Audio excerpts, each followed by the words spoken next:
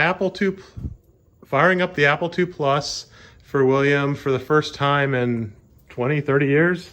Let's see if it starts. It does. My Apple II still works. And it's reading something, the Broderbund game. The Midwest Pirates Guild. That's right, there used to be pirates on the bulletin board you'd use your modem for. And the 612 area code, that's Minnesota. I don't think it's starting up. Oh, good idea. You push return. So let's see. Let's see. Oh my gosh, it still works. It's still a game. My game on my Apple II Plus works. How cool is that?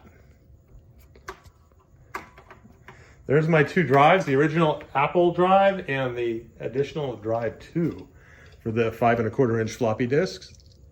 And William's playing the game. One of the keys might not work. It might not be arrow keys. Sometimes the key settings were different. But let's second boot up for my Apple II Plus. It's not going to find anything floppies in the drive, so I don't hear the drive seeking. It used to seek.